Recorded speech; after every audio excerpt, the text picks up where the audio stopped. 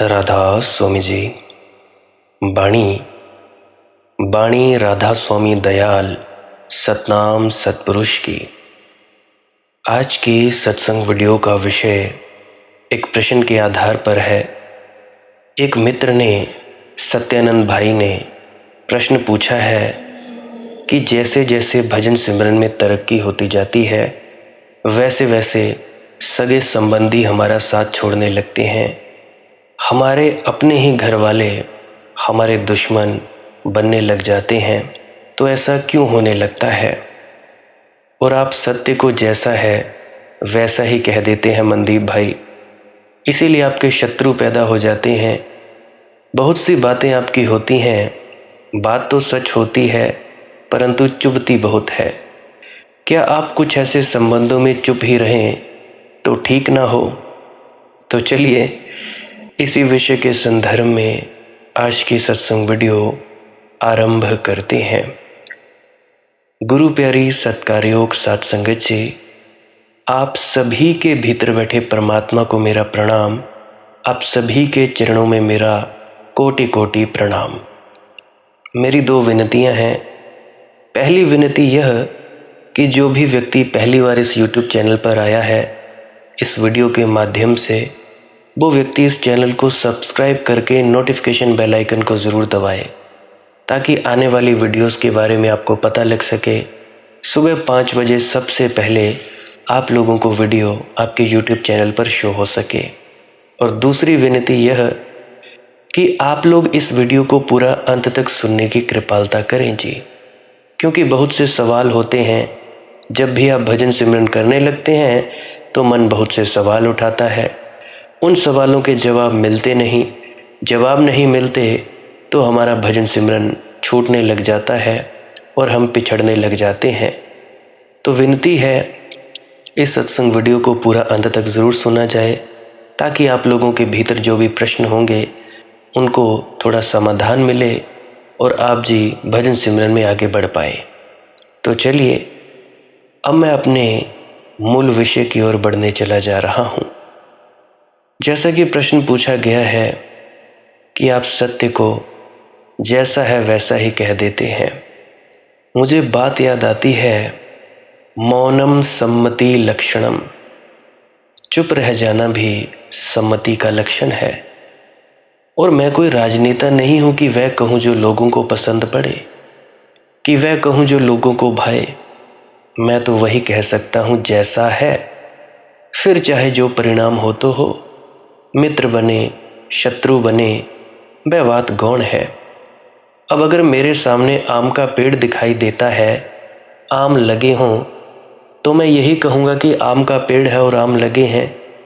अगर आम के पेड़ पर आम नहीं हो तब मैं नहीं कहूँगा कि नहीं है। अब कोई कहे आकर कि आम के पेड़ पर सेब भी लगे होते हैं, तो क्या ऐसा हो सकता है? मेरी बातों में, मेरी समझ में ये बात नहीं आती तो मैं उसे वैसा का वैसा कह देता हूँ। तो बाकी इस बातों से कोई मेरा दोस्त बने शत्रु बने ये बात गौण है। अब तुम ज़रा सोचो, जीसस के कितने मित्र थे? बहुत ज़्यादा नहीं। ज़्यादा होते तो जीसस को सूली देना आसान ना होती। सुकरात के कितने मित्र थे? ज़्यादा नहीं।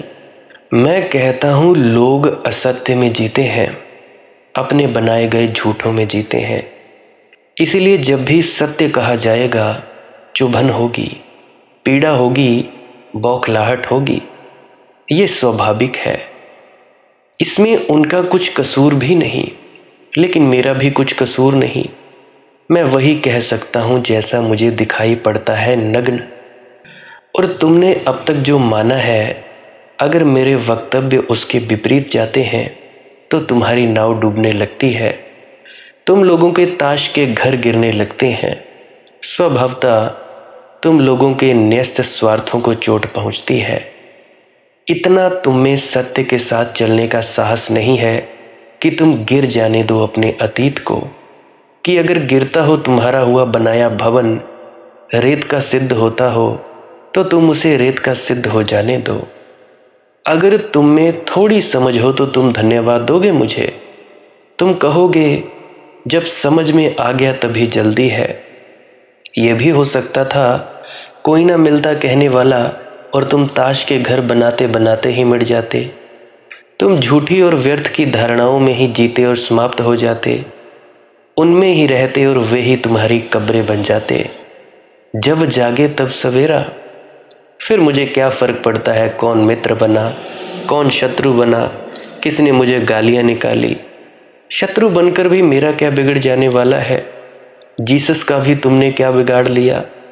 यूं भी तो आदमी को मर जाना होता है, मरने से तो कोई बच सकता नहीं। देह तो गिरेगी ही गिरेगी, 4 दिन के लिए है, तो क्यों ना सत्य का ही आनंद ले लिया जाए, क्यों ना सत्य के ही फूल खिला लिए जाएं, क्यों झूठ के कांटे बोने।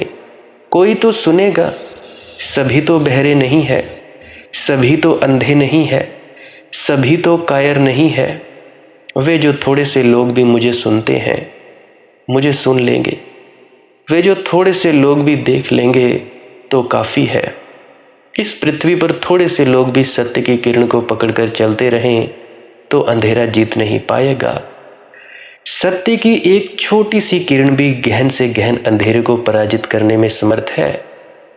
तुम जीसस को मार सकते हो, मगर जीसस के प्राणों को नहीं, जीसस की आत्मा को नहीं, जीसस के सत्य को नहीं। तो मुझे भी मार सकते हो, उसमें कुछ बहुत अड़चन नहीं है, लेकिन जो मैं कह रहा हूं वह और भी प्रगाढ़ हो जाएगा, और भी बलशाली हो जाएगा। वह सत्य और भी बड़े अक्षरों में आकाश पर लिख जाएगा, फिर तुम उसे पहुंच भी ना सकोगे। इसलिए सत्य की एक खूबी है कि सत्य के साथ मर जाने में भी मज़ा है, और असत्य यानी झूठ के साथ जीने में भी मज़ा नहीं है। सत्य के रास्ते पर पीड़ाएं भी मधुर हैं, असत्य के रास्ते पर सुविधाएं भी जहर हैं। सत्य अमृत है, असत्य जहर है।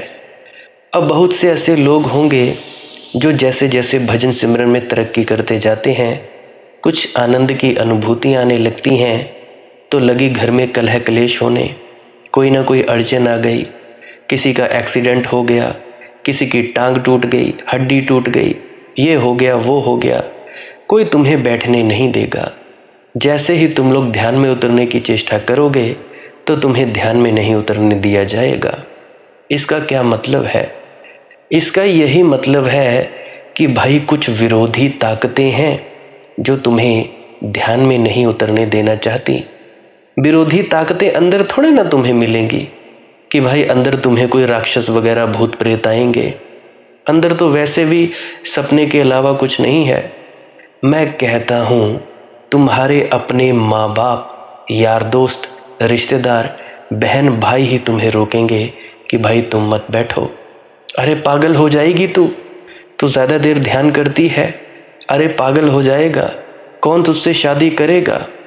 ऐसे ऐसे ताने मेने तुम लोगों को पड़ेंगे। याद रखना मेरी एक बात, पल्ले गांठ बांध कर रख लेना। जब तक तुम लोगों की ज़िंदगी में अड़चने ना आए तब तक समझना हमारा भजन सिमरन नहीं बन रहा है। हमें ध्यान में तरक्की ही नहीं हो रही है, तुम लोगों की सूरत चढ़ ही नहीं रही है। मेरे साथ बहुत सारी चीज़ें हुई और अब भी होती रहती हैं, क्योंकि परीक्षा तो पूरी ज़िंदगी चलती रहती है। याद रखना मित्रों, परमात्मा ने जिस अमृत को तुम्हारे भीतर उड़ेलना है, उस अमृत को संभालने के लिए तुम्हारे अंदर ताकत भी तो होनी चाहिए। पल पल तुम लोगों की परीक्षा चलती है कि कहीं ये डोल तो नहीं रहा, कहीं ये लड़की डोल तो नहीं रही। कभी काम वासना के तुम लोगों को सपने दिखाएगा, ये तुम्हारा मन कभी क्रोध दिखलाएगा, कभी लोभ, कभी मोह, कभी अहंकार में फंसाएगा। मैं कहता हूँ तुम सब साक्षी रह जाना, दृष्टा रह जाना। घर वाले ताने मैंने मारते रहे तो मारते रहे, तुम लोगों ने अपना ध्यान में उतरना नहीं छोड़ना, छोड़ना ही मत। जैसे ही तुम लोग डोले, छोड़ दिया तो बस बात खत्म हुई। फिर तुम साधारण के साधारण। देखो, असाधारण प्रवृत्ति तक जाना है, असाधारण अवस्था तक जाना है तो कुर्बानी तो करनी पड़ेगी। ये भी नहीं कि तुम लोगों को अपने बच्चे मारने होंगे, घर बार छोड़ने होंगे, माता पिता को छोड़ना होगा, ये कोई कुर्बानी नहीं। कुर्बानी बस इतनी, कोई तुम्हें गाली निकाले, बस तुम वहाँ से चले जाओ। सहन कर सकते हो तो सहन कर लो, बस इतनी सहन शक्ति होनी चाहिए। याद रखना, अगर किसी की गाली अब भी तुम लोगों को चुभती है, वर्षों से तुम लोग भजन सिमरन किए चले जा रहे हो, तो याद रखना उस भजन सिमरन का कोई फायदा नहीं। जो व्यक्ति ध्यान की गहराइयों में उतरता है, जिनकी सूरत ऊपर चढ़ाई करती है, उसको कोई लेना देना नहीं होता। हाँ, उनके दुश्मन बहुत बनते हैं। अब जैसे बहुत से लोग हैं जिनके घर में कलह क्लेश होने लगती है, जैसे ही भजन सिमरन में तरक्की होने लगती है, सूरत चढ़ने लगती है, कोई ना कोई क्लेश आ गया। किसी की बेटी दुखी कर रही है, किसी का बेटा दुखी कर रहा है, किसी को माँ बाप ने सताया हुआ है। मुझे आज भी याद है अपनी एक बात। 11वीं कक्षा में था, तब मैं धीरे धीरे बढ़ता चला जा रहा था, बैठा करता था। 11वीं कक्षा में मैं सत्य को सत्य की तरह ही बता दिया करता था। जैसे आज तुम लोग मुझे सुनते हो वीडियोस के माध्यम से, वैसा का वैसा सेम डिट्टो कोई मुझसे कोई कहे, मैं सत्य का सत्य ही बता दिया करता था। तो मेरे घर वालों को लगा, मेरे माता पिता को, कि भाई इसको किसी ने कुछ कर दिया है, कोई ओपरी छाया आ गई है, जिन पिशाच इसके साथ चिपक गया है। मैं कहता था कि भाई मेरे साथ कुछ नहीं हुआ है। फिर भी मेरे घर वाले माने तो माने कहाँ, कोई जंतर मुझे पिला रहा है पानी में घोल घोल कर। मेरी माता जी वो मेरे बाजू पे ताबीज़ बांध रही है, कोई मेरे गले में मालाएं डाल रहे थे, कोई धागे, काले धागे, लाल धागे, उनमें तवीत डाल डाल कर, कोई मेरे सर पे कोई कुछ बार रहा था, कोई घर में अलग अलग तांत्रिकों को बुलाकर कोई कुछ कर रहा था। मेरे खुद के पिताजी कईयों को दिखाने जा रहे थे। एक व्यक्ति ने मेरे सिर पर हाथ रखा, कहने लगा कि तुम्हारे बेटे का जो दिमाग है वो शांत नहीं है। अजी किसका शांत होता है? 11वीं कक्षा में किस बच्चे का दिमाग शांत होता है? डबल डबल पढ़ाई, साइंस ली थी मैंने, लेना था मैंने मैथमेटिक्स, और मेरे पिताजी ने रखवा दी बायोलॉजी। मैं फंस गया, मेरा दिल नहीं करता था। बड़ी मुश्किल से दोनों चीज़ें संभव हो पाई, बायोलॉजी भी और मैथमेटिक्स भी। आधा आधा ही पढ़ पाता। तो इससे बातें आगे से आगे बढ़ती चली गई, बहुत ज़्यादा तंग किया।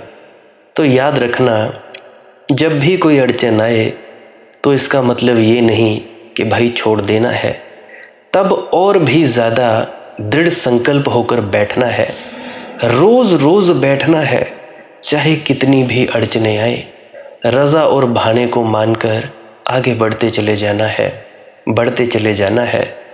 याद रखना तुम सब मेरी एक बात, ये जो तुम लोग एकांत में ध्यान सिमरन करते हो, साधन अभ्यास करते हो, ये तो भैया ट्रेनिंग है। असली परीक्षा तो होती है ज़िंदगी में। मैं कहता हूँ गृहस्थ जीवन सबसे अच्छा। अपनी औकात का पता लगता है कि हम कितने पानी में हैं। वो भगोड़े क्या जाने जंगलों पहाड़ों में छिपे हुए, या कोई साधु संत सन्यासी बन जाते हैं घर वालों को छोड़कर, गृहस्थ में रहकर उसको छोड़ देते हैं।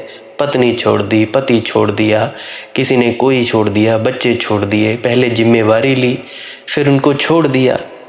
वो क्या जाने, ये भगोड़े हैं, ये माया से डर कर बैठ गए हैं, छुप गए हैं कंदराओं में। क्या होगा इससे? बाजार में आएंगे फिर से वही जूत पटांग। इंस्टाग्राम पर एक रील थी, उसमें दो साधु भेष में दो व्यक्ति लड़ रहे थे, एक दूसरे की जटाओं को खींच रहे थे। यह है तुम लोगों के भगोड़ों का हाल। न घर के रहे न घाट के, कुत्तों के समान इन लोगों की जिंदगियां हो गई हैं। ना परमात्मा मिला और ना ही गृहस्थ का सुख पाया। मैं कहता हूँ अपनी असली औकात का पता लगता है गृहस्थ में। कितने पानी में हो तुम, कितना तुम लोगों का भजन सिमरन बनता है। अगर घर के लोगों पर अब भी गुस्सा आ रहा है तो तुम लोग भूल में हो। हाँ, एक आध बार आ गया तो कोई बात नहीं।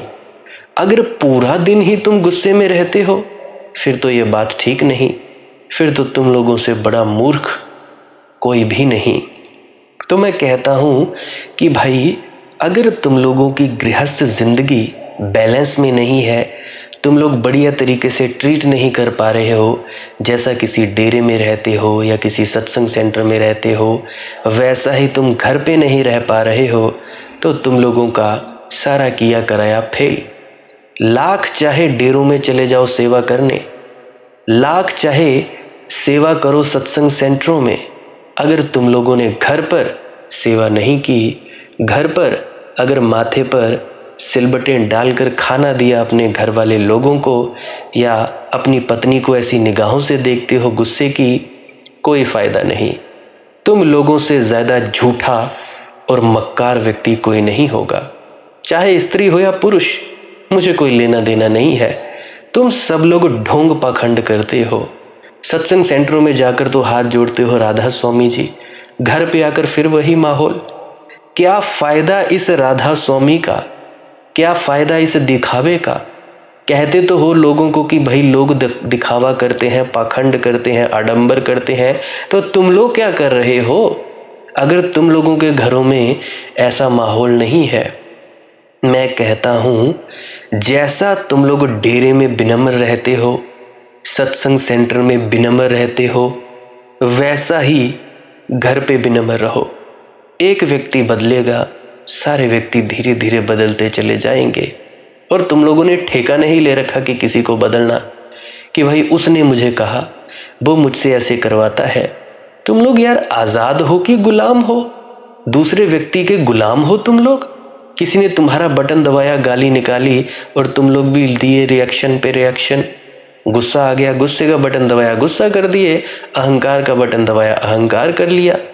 क्या फ़ायदा है इस चीज़ों से? सत्संग सेंटर जाते हो, वहाँ भी चुगलियाँ ही चुगलियाँ। मैंने कई महीने पहले इस बात का मुद्दा उठाया था कि कम से कम यार सत्संग सेंटर और डेरों में तो बंद कर दिया करो। निंदा चुगलियाँ कर रहे हैं, चुगलियाँ ही चुगलियाँ, एक दूसरे की बुराइयाँ। सत्संग खत्म हुआ नहीं तो बुराइयाँ ही बुराइयाँ। कई लोग तो घर पे ही रहते हैं, शरीर बैठा होता है सत्संग सेंटर में और दिमाग घर पे। हाय ये ना हो जाए, वो ना हो जाए। इससे अच्छा तो घर पे ही बैठे रहते, घर में बैठने का ही मज़ा ले लेते। मुझे आज भी याद है, एतवार के दिन सत्संग सेंटर जाया करते थे मैं अपनी दादी जी के साथ। जिस दिन मेरा मन नहीं होता था, मैं घर पे बैठकर शक्तिमान देखा करता था, शक्तिमान देख लिया करता था। मेरी बचपन से ही यही आदत थी, जो भी काम है पूरा करना, अगर दिल नहीं है तो नहीं करना। क्या ज़रूरत है वहाँ पे बेदिले होकर जाने की? माना गुरु घर में सेवा करवाने से हमारी विनम्रता बढ़ती है, तो कैसी विनम्रता जो घर में काम नहीं आती? वैसे तो तुम लोग कहते हो हम लोग अपने सदगुरु के लिए ये सेवा कर रहे हैं, और घर में तुम लोग मांग करते हो कि कोई तुम्हारी सराहना करे, कोई तुम्हारी इज्जत करे, मान सम्मान करे। अजी मेरा पति मुझे नहीं बोलता, मुझे मेरी तारीफ़ नहीं करता, मेरे बेटे, मेरे बच्चे, मेरी बेटी मेरी कोई तारीफ़ नहीं करती कि माँ तूने अच्छा काम किया। अरे भाई, जैसा डेरे में रहते हो वैसा ही रहो घर पे। जैसा डेरे में माहौल बना रखा है वैसा बनाओ घर पे। फिर मुझे आकर बताना अगर तुम लोगों का भजन सिमरन ना बने, नहीं बने फिर मुझे बताना। तुम लोग कहते हो भाई माहौल की कमी है। अजी माहौल कोई और बनाएगा आके तुम लोगों के घर पे? तुम लोग ही तो हो घर के 4 सदस्य। तुम लोग नहीं बनाओगे तो भाई कौन बनाएगा? अभी ये जो मित्र हैं इन्होंने कहा कि आप सत्य को जैसा है वैसा ही कह देते हैं। मेरे भैया, वैसा ही कहना चाहिए।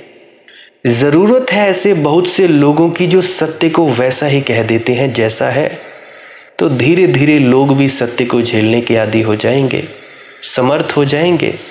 उनका भी बल बढ़ेगा, उनका भी आत्मबल जगेगा, उनके भीतर भी सत्य चोट करेगा। शुरुआत में पीड़ा होगी, लेकिन कब तक? अगर बार बार ये चोट पड़े तो यही चोट एक दिन भीतर संगीत के झरने बनकर फूट पड़ती है। अभी बहुत से लोग हैं जो मुझे सुनकर पहले तो नाराज़ हुए, काफ़ी टाइम से उन्होंने मुझे सुनना बंद किया, फिर से आए हैं सुनने, फिर से सुन रहे हैं। अब जाकर उनको अहमियत पता लगती है कि जो कह रहा था भाई वो बात सत्य थी। अपने ही अहंकार को टूटने नहीं देना चाहते तुम लोग। तो जब अपना ही अहंकार टूटता जाता है तब जाकर तुम लोगों को पता लगता है, अक्ल आती है कि भाई बात तो ये मनदीप से ही कह रहा था। फिर बाद में पता लगी तो क्या लगी। मैं कहता हूँ 2 और 2 4 ही होते हैं। राजनेता और भाषा बोलते हैं, जिनको व्यूज़ इकट्ठे करने हैं वो तो कुछ ना कुछ बोलेंगे ही, उल्टी सीधी बातें कहेंगे, ऐसा कर लो, वैसा कर लो, ये कर लो, इससे आपका ये फ़ायदा हो जाएगा, धन की वर्षा हो जाएगी, ये नंबर लिख लो, आपके घर के कलह क्लेश मिट जाएंगे। अजी तुम लोग अपने व्यवहार में बदलाव करते नहीं, और नंबर लिखकर, कोई खास नंबर लिखकर तुम सोचते हो घर के कलह क्लेश मिट जाएंगे। अंतस को कौन बदलेगा। ये तो वही बात हुई कि भाई मैल अंदर है, मन के अंदर मैल है, परंतु तुम लोग जो हो वो शरीर की मैल नहाने में लगे हुए हो, शरीर की मैल उतारने में लगे हुए हो कि क्या पता शरीर की मैल उतर जाए, मन की मैल भी उतर जाए। ऐसा कभी नहीं होता भाई। राजनेता नहीं हूँ। राजनेताओं की भाषा में लचर पतर होती है। मैं इस ढंग से बोलता है कि ऐसा भी मतलब हो सके, वैसा भी मतलब हो सके, ना उसके हाँ का मतलब हाँ होता है, ना और ना का मतलब ना होता है। उसके बोलने का ढंग ऐसा होता है कि कल जैसी हवा बहे वैसे अर्थ निकाले जा सके। राजनेता अगर साधु भी हो जाए ना तो भी पुरानी आदतें नहीं छूटती, वह पुरानी आदतों से वाज नहीं आता। मेरे मित्र, तुम कहते हो बात सच है, तुम बात अच्छी करते हो, सच्ची कहते हो, पर चुभती है। मेरे मित्र, सत्य सदा चुभता ही है, क्योंकि हम असत्य में जीते हैं। मगर मैं क्या करूं, तुम्हारी मवाद निकालनी है, और मवाद निकालनी हो तो पीड़ा तो होगी। मेरा काम ही सर्जरी का है। तुम्हें पीड़ा भी होगी, दर्द भी होगा, लेकिन मवाद से मुक्ति अगर चाहिए हो तो ये पीड़ा झेलनी पड़ेगी। इस पीड़ा से अगर गुजरे तो तुम्हारे जीवन में स्वास्थ्य का उदय हो सकता है। तुम कहते हो क्या आप ऐसे संबंधों में चुप ही रहें तो ठीक ना हो। तुम्हारे लिए ठीक हो, परंतु मेरे भाई, जो मुझे सच्चे सुनने वाले हैं उनके लिए ठीक नहीं है, उनके लिए कुछ भी ठीक नहीं। और भाई, इस बात का तुम ध्यान रखना, यहाँ मैं सिर्फ तुम्हारे लिए नहीं हूँ, सत्य के लिए हूँ। और तुम्हें भी अगर मेरे पास होना है तो सत्य के लिए ही होना है, किसी और कारण से नहीं। मेरे और तुम्हारे भीतर अगर कोई सेतु है तो सत्य है, और सत्य के लिए सब कुछ देने की, सब कुछ न्योछावर करने की तैयारी चाहिए ही। इससे कम में सौदा नहीं होता, इससे कम में कभी कोई इस सौदे को कर नहीं पाया। जीवन को भी न्योछावर करना पड़े तो ठीक, यही सही, लेकिन सत्य को कभी खोना मत।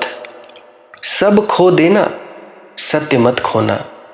बहुत तुम्हें पीड़ाएं झेलनी पड़ेंगी, तुम्हारे लिए सूलियां दे रहा हूं, तुम्हें सिंहासन नहीं मिल जाएंगे, तुम्हें 1000 तरह के अपमान झेलने पड़ेंगे, तुम्हें जगह जगह से मुसीबतें झेलनी पड़ेंगी, लेकिन सिवाय इसके सत्य की अभिव्यक्ति का ना तो कभी कोई उपाय रहा है, ना अब तक है। आशा करनी चाहिए कि भविष्य में स्थिति बदलेगी, मगर यह बड़ी दूर की आशा है। भीड़ कभी भी सत्य के लिए राजी होगी, यह संभव नहीं दिखाई पड़ता। आशा तो करनी चाहिए, मगर यह आशा कब यथार्थ बनेगी कहना बहुत मुश्किल है। आशा तो महात्मा बुद्ध ने भी की थी, आशा तो श्री कृष्ण महाराज ने भी की थी। हजारों साल बीत गए, आशा आशा ही है, अभी भी यथार्थ नहीं बना। आशा मैं भी करता हूँ, लेकिन शायद 1000 साल और बीतेंगे। लेकिन आदमी प्रौढ़ होना शुरू हुआ है, धीरे धीरे होता है आदमी प्रौढ़, समझदार धीरे धीरे होता है। एक आदमी की जिंदगी 70 साल की होती है, इसलिए हमको लगता है 70 साल बहुत बड़ा समय हो गया। मनुष्य की जिंदगी तो बहुत लंबी है, लाखों सालों की है मनुष्यता की जो जिंदगी। यहाँ हजारों सालों की कोई गिनती नहीं होती। अगर 10-25 हजार साल में भी आदमी इस योग्य हो जाए कि सत्य को प्रीति से ग्रहण कर सके और सत्य को सुने और उसके भीतर मैत्री पैदा हो, तो भी समझना कि जल्दी घटना घट गई, पृथ्वी रूपांतरित हो गई। तो समझना कि रात कट गई अमावस की और सुबह सवेरा हो गया। लेकिन सबके जीवन में ये जब होगा तब होगा। तुम्हारे जीवन में तो आज हो सकता है, आज होना चाहिए। मेरे साथ होने का एक ही अर्थ हो सकता है कि तुमने ये तय किया है कि किसी भी मूल्य पर सत्य के साथ होना है, और कोई प्रयोजन नहीं है मुझे सुनने का। मत मुझे ऐसी सलाहें दो, क्योंकि तुम्हारी सलाह ये बताती है कि तुम अपने जीवन में क्या करोगे। तुम्हारी सलाह से मैं कुछ प्रभावित होने वाला नहीं हूँ। मैंने अपने जीवन में किसी की सलाह कभी मानी ही नहीं। एक भी मौके पर मैंने किसी की सलाह कभी नहीं मानी और मुझे कोई पछतावा नहीं। मैं अपने ढंग से जिया हूँ, जी ही रहा हूँ। मैंने कोई समझौता नहीं किया और मैं अति आनंदित हूँ। समझौता किया होता तो मुझे ग्लानि होती, तो मेरे भीतर अपराध भाव होता। मैंने कोई समझौता नहीं किया। मुझे जैसा जीना था वैसा जिया हूँ, जी ही रहा हूँ। जो करना था वही किया है, जो कहना था वही कहा है। लेकिन तुम जब मुझे ऐसी सलाह देते हो तो तुम्हारे जीवन में खतरा है, क्योंकि भाई झूठ तो मैं बोल नहीं सकता, मैं तो मानूंगा नहीं। लेकिन तुम्हारे जीवन में खतरा है कि तुम यही करोगे जो तुम मुझसे कह रहे हो। तुम सत्य को छिपाने की कोशिश करोगे, तुम सत्य पर लीपापोती करोगे। तुम दूसरे को देखकर कहोगे कि उसे क्या प्रीतिकर लगेगा, क्या अप्रीतिकर लगेगा। लेकिन इस तरह तो तुम मार्ग से च्युत हो जाओगे। तुम जो सत्य की खोज में निकले हो, जिस महान अन्वेषण पर चले हो, वह लक्ष्य चूक जाएगा। फिर भीतर से राजनीति आ जाएगी तुम्हारे, जैसा कि आजकल सभी लोग कर रहे हैं। यूट्यूब पे वीडियोस देखो, किसी ने बाबा जी महाराज को जहर खिला रखा है, किसी ने उनके दुश्मन पैदा कर रखे हैं, काल्पनिक दुश्मन। कोई कहता है बाबा जी महाराज भूत प्रेतों को हटाते हैं, कोई कुछ कहता है तो कोई कुछ कहता है। और लोग भी पागल के पागल जो इन वीडियोस पर क्लिक करके और उनमें जाते हैं और सुनते हैं कि भाई कहा क्या गया है। तुम ही मूर्ख हो देखने वाले, बाकी बनाने वाले तो मूर्ख हैं ही। झूठ मूठ की खबरें, झूठ मूठ की बातें। कोई सच्ची बात हो तो बताओ, कोई क्वेश्चन आंसर्स की बात हो, सवाल जवाब की बात हो, अच्छी बात कही हो बाबा जी महाराज ने तो बताओ। कह रहे हो कि भाई बाबा जी महाराज को जहर दे दिया गया, जहर खा लिया। कैसी कैसी बकवासबाजी की बातें हैं। और तुम में से भी कोई होंगे। एक अभी 4-5 महीने से पहले एक मेरे मित्र थे, वो भाई मेरी ही वीडियोस को कॉपी करके एआई की मदद से सेम टू सेम छाप रहे थे। और जब मैंने उनसे कहा कि भाई ऐसा मत करो, तो वे कहने लगे कि भाई नहीं नहीं, हम तुम पर ऐसा कर देंगे, वैसा कर देंगे। और उनकी माताजी मुझे पूरी ढंग से सुनती हैं। बच्चा था, चलो कोई बात नहीं। तो ऐसे ऐसे काम चल रहे हैं, पैसे के लिए, व्यूज़ के लिए। पैसा ही कमाना है तो सही ढंग से भी तो कमाया जा सकता है। क्यों किसी की बदनामी करनी, क्यों किसी का नाम यूज़ करना कि भाई बाबा जी महाराज ने ये किया वो किया। तो भाई राजनीति आ जाएगी तुम्हारे अंदर भी ऐसे। तुम्हें फिर इसकी चिंता ज़्यादा हो जाएगी कि मित्र बनाए। और अगर झूठ से मित्र बनते हैं तो झूठ ठीक, अगर सत्य से शत्रु बन जाते हैं तो सत्य खतरनाक है। ऐसे सत्य से क्या लेना देना। लेकिन मैं तुमसे कहता हूँ, सत्य ही एकमात्र मित्र है और मित्रता की कोई ज़रूरत नहीं है। वह एक मित्र मिल गया तो परम मित्र मिल गया, क्योंकि सत्य यानी परमात्मा। मेरे बहुत से मित्र छूट गए, स्कूल के मित्र छूट गए, कॉलेज में सेकंड ईयर तक पढ़ा हूँ वहाँ के मित्र छूट गए। उसके बाद काम धंधे वाले मित्र छूट गए, जिनको काम सिखाया वो छूट गए, जिन्होंने मुझे बताया वो छूट गए। रहे कौन से मित्र, वो ही गिनती पर, उंगलियों पर गिन सकता हूँ। 2-3 मेरे मित्र हैं और उन 2-3 मित्रों में से भी अभी 1-2 को सत्य की बातें ही बोल रहा हूँ और मुझे ऐसा लगता है वो भी चले जाएंगे। अब भाई शत्रु बन जाते हैं सत्य से तो सत्य खतरनाक है। ऐसे सत्य से क्या लेना देना, तुम ऐसे ही सोचोगे। लेकिन मैं तुमसे कहता हूँ सत्य ही एकमात्र मित्र है। तो मुझे ऐसी फालतू की सलाहें मत दिया करो। अपने भीतर भी इस तरह के भाव बनाकर मत रखना, क्योंकि इस तरह के अंतर्भाव बने रहें तो बड़ी ही ज़्यादा खतरनाक बात होती है। और मुझे किसी भी प्रकार के खिलौनों में रस भी नहीं है। मैं तो जो हूँ पर्याप्त हूँ, जितना हूँ उसमें तृप्त हूँ, जैसा हूँ उससे परम आह्लादित हूँ। इसमें ना कुछ जोड़ा जा सकता है, ना कुछ घटाया जा सकता है। तो कौन मित्र कौन शत्रु, इस सत्य को जान लेने को ही मैं भगवत्ता की उपलब्धि कहता हूँ कि जब कुछ जोड़ा ना जा सके, कुछ घटाया ना जा सके, जब तुम्हारा होना परिपूर्ण तृप्तिदायी हो। मुझे ना कोई पदवी चाहिए, ना कोई सम्मान चाहिए, ना कोई सत्कार चाहिए, ना कोई सिंहासन चाहिए, ना कोई पुरस्कार चाहिए। मुझे तो मिल गए सब पुरस्कार। जिस दिन अपने को पाया उस दिन सब पा लिया। मुझे तो मिल गई सब पदवियाँ, मुझे तो परम पद उसी दिन मिल गया जिस दिन अपने भीतर विराजमान हो गया। उससे बड़ा फिर कोई सिंहासन नहीं। जिस दिन अपने भीतर बैठना आ गया उस दिन बस सब सिंहासन छोटे पड़ जाते हैं, सब रत्न फीके पड़ जाते हैं। जब से अपने को देखा है, रत्नों की बात छोड़ो, चांद तारे सूरज भी फीके हो गए हैं। तो भाई इसीलिए सच तो सच ही होता है, सच कड़वा ज़रूर होता है। अगर तुम लोग इस सच का घूंट अपने गले से नीचे उतार दोगे तभी तुम लोगों का कुछ हो सकता है, नहीं तो भाई पड़े रहो, सड़ते रहो, क्या फ़ायदा। झूठ में तुम लोगों को जीने की बहुत ही ज़्यादा आदत है। कोई कहता है कि जी क्या मेरे कर्म खत्म हो जाएंगे अगर मैं ऐसा करूँगा। मैं कहता हूँ नहीं होंगे। तो फिर कहते हैं आप तो मुझे सहानुभूति नहीं देते, बाबा जी महाराज तो कहते हैं कि ऐसे होंगे। मैं कहता हूँ कि भाई तुम कौन से बाबा जी महाराज को सुनते हो। कहते हैं ब्यास वाले। मैंने कहा ब्यास वाले तो नहीं कहते ऐसा, वो तो सीधा कहते हैं कर्मो अपनो अपनी के नेड़े के दूर। अब तो वो खुद मैंने एक वीडियो में देखा, उन्होंने कहा। तो भाई मेरी बातों में और उनकी बातों में भेद नहीं है, हल्का फुल्का भाषा का भेद हो सकता है। वो पंजाबी बोलते हैं बढ़िया तरीके से, मैं पंजाबी बढ़िया तरीके से नहीं बोल सकता, उनका हिंदी एक्सेंट कुछ और है, मेरा कुछ और है। तो भाई बात तो एक ही है ना। सूरज को सूरज कहो या सन कहो, चांद को चांद कहो या द मून कहो, पेड़ को पेड़ कहो या ट्री कहो, क्या फ़र्क पड़ता है। चाय को चाय कहो या टी कहो, क्या फ़र्क पड़ता है। मैं कहता हूँ तुम लोग उस रस को पियो जिस रस को पी जाने के बाद परम तृप्ति मिल जाती है। तभी तुम लोगों को सत्य से अवगत होना पड़ेगा, तभी तुम्हारा साक्षात्कार होगा सत्य से। सत्य के बिना सब कुछ झूठा है। शब्द बिना सारा जग अंधा, शब्द बिना सारी दुनिया झूठी। जो भी तुम लोग करते हो ये सब बेकार है, बकवासबाजी की बातें हैं। अगर तुम लोगों के घरों में लड़ाई झगड़े हो गए कोई बात नहीं, भजन सिमरन में बैठना मत छोड़ना। भजन सिमरन के लिए कुछ ज़्यादा करना थोड़ी ना पड़ता है, कुछ नहीं करना। करने कराने के चक्करों में मत पड़ो। कोई नहीं कुछ नहीं सोचना। ध्यान का मतलब होता है साक्षी रहना, दृष्टा रहना, दृष्टा मात्र, गवाह मात्र, विटनेसिंग, इसको कहते हैं ध्यान।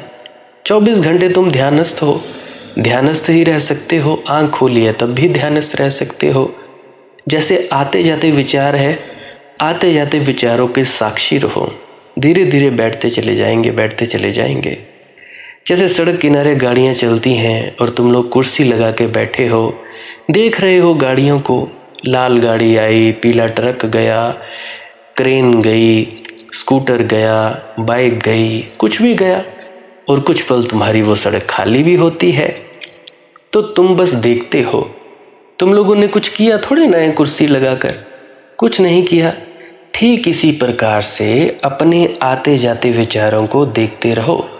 विचारों की परख नहीं करनी कि ये विचार अच्छा या ये विचार बुरा, ना, आने दो और जाने दो। और कभी कभी अगर विचार ज़्यादा हो जाएं तो उनकी भी चिंता मत करो। ये मत सोचो कि विचार रोकने हैं, पकड़ने हैं, या विचार क्यों आ रहे हैं, मत सोचो। विचार आते रहेंगे और जाते रहेंगे, तुम बस उनसे दूरी बनाए रखना। धीरे धीरे धीरे धीरे अपने आप नीचे बैठते चले जाएंगे। अपने आप तुम लोगों को कुछ करने की ज़रूरत नहीं पड़ेगी। तो जब शब्द धुन सुननी है, शब्द धुन सुनने के लिए बैठना है, कुछ नहीं करना है। किसी भी संत सदगुरु की उस वक्त शक्ल नहीं आनी चाहिए। ये मैं वो बातें कह रहा हूँ जो नामदान के वक्त बताई जाती हैं। बाकी तुम लोगों को तो विधि पूरी पता है, रास्ता पूरा पता है। मेरे से ज़्यादा ही ज्ञानी होगे। मैं ठहरा 27 साल का बच्चा, तुम ठहरे इतने इतने बड़े गुणी विद्वान, इतने इतने बाणियों को ज्ञाता। मुझे तो बाणियाँ भी ढंग से नहीं आती, गूगल करनी पड़ती हैं, कुछ बाणियाँ निकाल कर रखनी पड़ती हैं, सेव करनी पड़ती हैं नोटपैड पर कि भाई आजकल बाणियों का ज़माना है। लोग तो इसको बाणी नहीं मानते जो बोली जा रही है। तो इसी प्रकार से विनती है मेरी, ध्यान में उतरा करो, भजन सिमरन में उतरा करो, श्वास क्रिया किया करो और ध्यान में उतरा करो। अगर मेरे किसी मित्र या परिजन का कोई प्रश्न है तो कमेंट सेक्शन में पूछ सकता है, या इंस्टाग्राम, टेलीग्राम, फेसबुक, वहाँ पे सर्च करें मालिक की मौज सत्संग। वहाँ पे भी आप जी पूछ सकते हैं प्रश्न, या कमेंट सेक्शन में राधा स्वामी लिख सकते हैं। विनती है, अगर आप जी के कोई मित्र परिजन हो तो उन तक वीडियो को ज़रूर साझा किया जाए, नहीं तो बाद में कहते हैं कि अगर तेरी वीडियो पहले मिल गई होती तो मैं क्या करती, मैं क्या नहीं करती, पहले पहुंच गए होते, ऐसे हो गया होता। देखो भाई, जब जागो तब सवेरा, जो बीत गया वक्त उसका कोई बात नहीं, अब का वक्त संभालो। तो मेरी यही विनती है, शेयर ज़रूर कर दिया करो अपने मित्रों परिजनों तक। नहीं भी करना चाहो तब भी कोई बात नहीं, आपकी अपनी मौज है। बाकी एक बार अगर समझ में ना आए तो बार बार सुना करो, 5 बार 10 बार। और इन वीडियोस का प्रयोग आप ध्यान में उतरने के लिए भी कर सकते हो।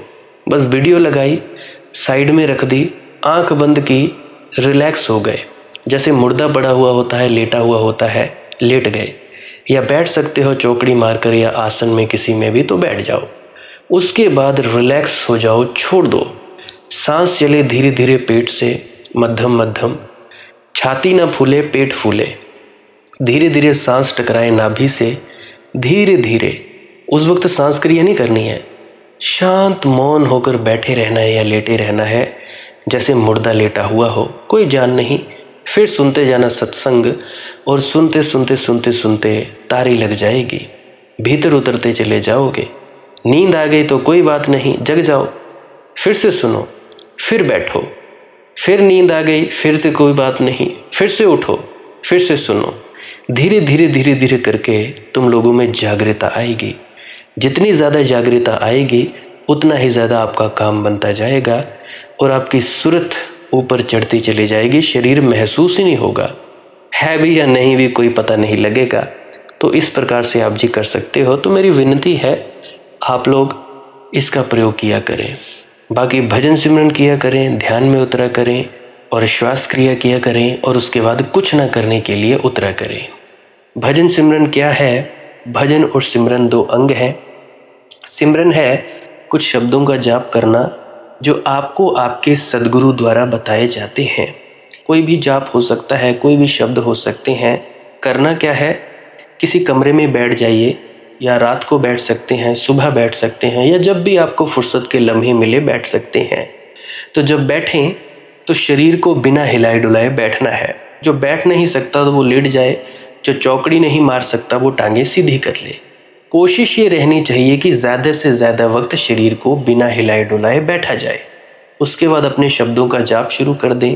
आंख बंद रखें, आंखों पर ज़्यादा जोर नहीं लगाना है, कोई कष्ट नहीं देना है, नहीं तो सर में दर्द होगा और फिर आप लोगों को परेशानी हो सकती है। तो आपने क्या करना है? चुपचाप शांत होकर बैठे रहना है, शब्दों का जाप शुरू कर देना है। जितनी देर भी आप करना चाहो, आधा घंटा, पौना घंटा, 10 मिनट, 15 मिनट, या जितनी भी आपको आपके सद्गुरु द्वारा दिया गया निर्देश है, जितना निर्देश है उसका पालन कीजिए। और उसके बाद दूसरा स्टेप करना बड़ा ही ज़्यादा ज़रूरी है। वो क्या है? वो उसी अवस्था में बैठे रहें या आसन भी बदल सकते हैं। ये जो शब्दों का जाप होता है ये एकाग्रता के लिए होता है, ताकि मन की एकाग्रता आ जाए। और जब मन की एकाग्रता आ जाए फिर दूसरा कदम क्या है? धुन सुनने के लिए बैठना। चुपचाप बैठे रहें, आंख बंद है, शब्दों का जाप बंद कर देना है। और अगर कोई भी आपके गुरु महाराज है, उनको आप स्मरण कर रहे थे, याद कर रहे थे, आंखों के सामने शक्ल ला रहे थे, तो उसको लाना बंद कर दीजिए। शब्द धुन सुन रही है तो सुनते रहिए, आंख बंद करके अंधेरे में ही टिके रहें। टिके रहना है, और ये इच्छा नहीं करनी है कि कुछ दिखे, कहीं पहुंचा जाए, परमात्मा को पाना है, ये करना है, वो करना है। याद रखें, ना कुछ समझना है, ना कुछ देखना है। ऐसे ही अज्ञानी होकर इसी अंधेरे में पड़े रहें। इसी अंधेरे में पड़े रहना है बस। उसके बाद जो होगा सो होगा। और अगर कोई अनुभव हो भी गया तो इससे ये नहीं कि अगली बार फिर से कामना करनी है कि ये वैसे ही हो। कामना ही सबसे बड़ी अड़चन है, इच्छा ही सबसे बड़ी अड़चन है, किसी चीज़ की तृष्णा करना ही सबसे बड़ी अड़चन है, मांग ही वासना है। अगर परमात्मा चाहिए तो कुछ नहीं मांगना है, चुपचाप बस बैठो, अपने आराम में बैठो, अपने विश्राम में बैठो। धीरे धीरे धीरे वो होगा जो होना चाहिए। अगर मैं ज़्यादा बोलूँगा तो आप लोग फिर से उसकी कल्पना कर लोगे कि जी ऐसा होता है, खंड ब्रह्मांड ऐसे होते हैं, चांद तारे दिखेंगे, फलाना ढिकाना। तो मैं ऐसा नहीं कहूँगा। मैं बस इतना कहूँगा, जो कुछ दिखता है, कुछ भी दिख जाए, वो मन है, वो माया है। जो नहीं दिखता वही आत्मा है, वही आत्मा में होना है। अब जैसा कि तुम लोग इसी अंधेरे में टिके रहोगे, टिके रहोगे, टिके रहोगे, तो कुछ दिनों के बाद या महीनों के बाद एक प्रकाश आएगा। वो प्रकाश पूरे शरीर में फैलता जाएगा और धीरे धीरे तुम इस प्रकाश के सहारे अपने आप में स्थित होगे। अब देखो, इस प्रकाश को देखने वाले भी तुम हो और इस शब्द धुन को सुनने वाले भी तुम हो। अब जो ये शब्द धुन को सुनता है और प्रकाश को देखता है, ये तुम हो। तो अपने आप में स्थित होना है, अपने आप को जानना ही सच्चा आत्मज्ञान है। खुद को जानना, खुद को जान लिया, मालिक को फिर जान जाओगे। तो इतनी सी प्रक्रिया है। और आगे आप श्वास क्रिया भी कर सकते हो। ये मुझे बताई गई थी विजय शर्मा जी द्वारा। वो एक उच्च कोटि के संत हैं, तो उन्होंने मुझे बताई और मेरा फ़र्ज़ बनता है कि आप सभी को बताऊं।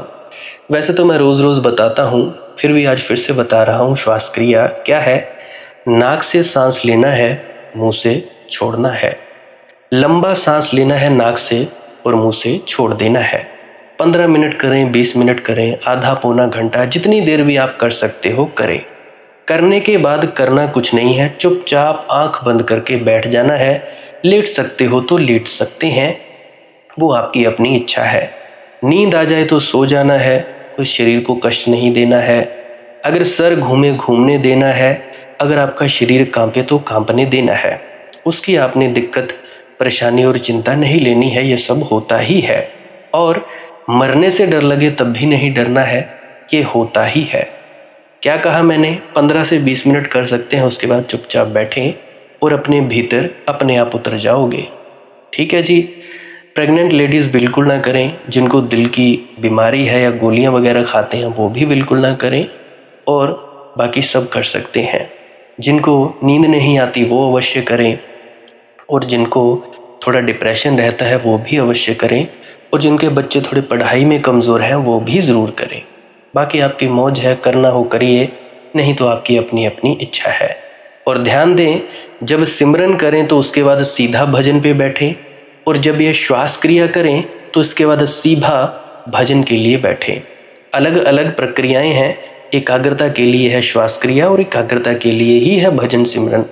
सिमरन भी एकाग्रता के लिए और श्वास क्रिया भी एकाग्रता के लिए। ठीक है, मिक्स नहीं करना है, अलग अलग करिए। अगर श्वास क्रिया करी तो उसके बाद सीधा धुन सुनने पर बैठें। अगर सिमरन के शब्दों का जाप किया उसके बाद फिर से धुन सुनने पर बैठें। बाकी आपकी अपनी मौज है, जो आपको रुचे वो कर सकते हो। अगर धुन सुनने लगे तो धुन सुनने पर ही डायरेक्ट बैठा जाए, परंतु श्वास क्रिया मत छोड़ना, क्योंकि श्वास क्रिया करने से शारीरिक, मानसिक और आध्यात्मिक लाभ मिलता है। तो बाकी आप कीजिए, आपकी मौज है। और कोई प्रश्न है तो कमेंट सेक्शन में पूछ सकते हैं, या इंस्टाग्राम, टेलीग्राम, फेसबुक पे सर्च करें मालिक की मौज सत्संग, तो वहाँ पे पूछ सकते हैं। प्रश्न पूछने से पहले एक विनती, आप लोग पुरानी सत्संग वीडियोस को अवश्य सुनिए। क्या पता आपके प्रश्नों के जवाब मिल जाएं और आप अपने भीतर ध्यान में उतर जाएं। बाकी आपकी अपनी मौज है। लाइक कर सकते हैं इस वीडियो को अगर आपको कुछ सीखने को मिला है, और कमेंट सेक्शन में राधा स्वामी ज़रूर लिखें। सब्सक्राइब कर सकते हैं इस चैनल को अगर रोज़ रोज़ नए नए सत्संग सुनना चाहते हैं। और बाकी आप सत्संग लगा के छोड़ दीजिए, और बस छोड़ दीजिए। सुनते सुनते आप ध्यान में प्रवेश करेंगे या तो आप जी सो जाएंगे, तो आपकी मौज है। बाकी आप लोग अगर शेयर करना चाहो अपने मित्रों तक तो कर सकते हैं, नहीं तो मालिक की मौज है, कोई चक्कर नहीं है। आप मुझे इतने अंत तक सुनते हो, इतने अंत तक सुनने के लिए आपका बहुत बहुत शुक्रिया, बहुत बहुत धन्यवाद, और मुबारक हो आप लोगों ने जो आनंद प्राप्त किया। अब मैं अपने गुरु महाराज को प्रणाम करता हूँ, आप सभी के भीतर बैठे परमात्मा को भी प्रणाम करता हूँ। मेरा प्रणाम स्वीकार करें।